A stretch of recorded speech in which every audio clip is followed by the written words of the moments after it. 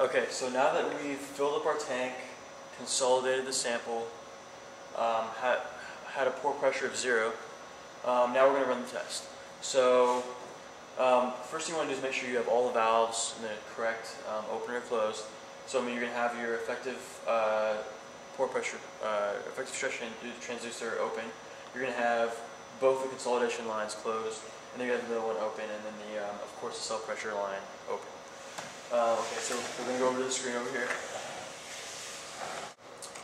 Alright, so when you're getting ready to run the test, you need to check that your pore pressure is within 0 to 2 kPa, and right now it's at 1, so that's good.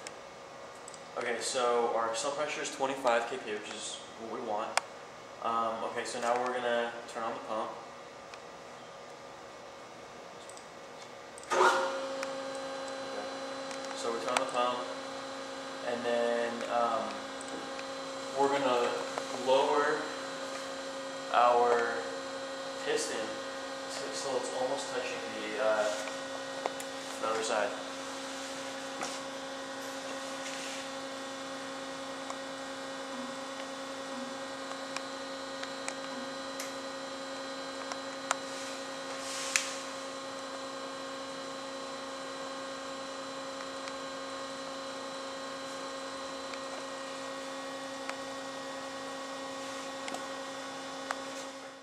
So you want to go to axial load,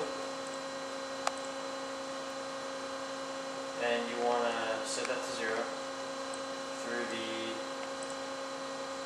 inputs offset. So put the 0 right here, right next to axial load, and you're going to reset it to 0. Just click OK. It should be set current value to 0. OK. Now the value is going to 0. And then once it's really close to touching,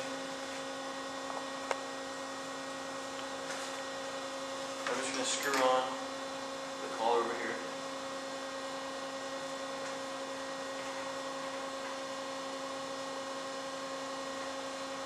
Make sure it's tight, and then we're going to run the test.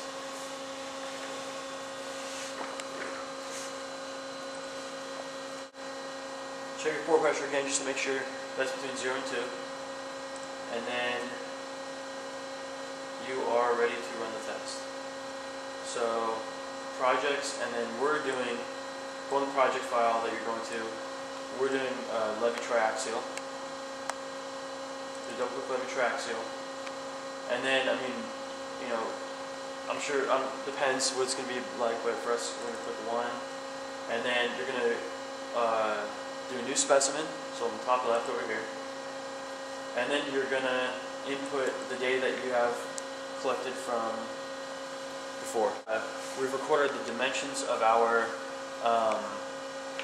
sample, so we're going to input that. The height of the specimen plus the platen is going to be, you're going to include the pore stones, the platens, and the average height of the 3 recordings I've taken for the sample. Alright, so now that we've calculated our average height of the specimen plus the platens, plus top and bottom platens, plus both pore stones, now you're going to take the average diameter, which in this case is 72.6,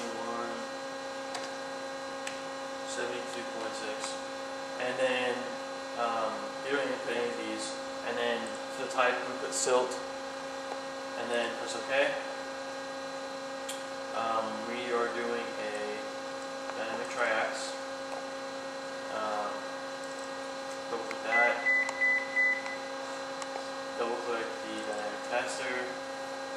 CSR of 0.5 is what we're running. That's just a label. And then phase.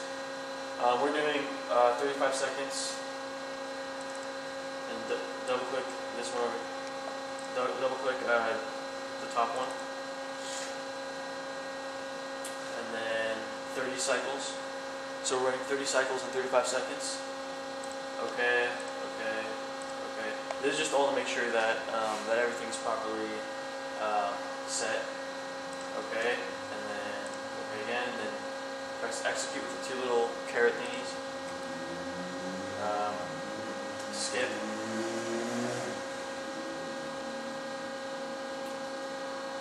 And then it's running. Okay. Okay, so after you've completed the running test, now you're going to go back to the project sample specimen window, and then click on the test, which is going to be the last one on here. You're going to click on the on the triax that you just ran. Double click that, and then you're going to export it. So you're just going to press export, okay. And then you're going to click these, whichever ones you want. Time, cycles, deviator stress, cell pressure, pore pressure, axial strain, axial load, axial displacement, and axial stress. And then none of the other boxes should be clicked. So then you can click export. Okay. The file name is just going to be the 74th test. Save. Close. Then you go to Excel. Open up a new window. Data, import data. Then you're going to go to the file where you saved the export to. GCTS. Data, projects, Triax. Okay, so you're going to click on the one you just exported. You're going to import that to Excel. And then you're going to delimit it with just comma. Next, finish. And that's it. So we've completed our test. We've imported the data to Excel, and then you can analyze the data once you get it to Excel. That's it.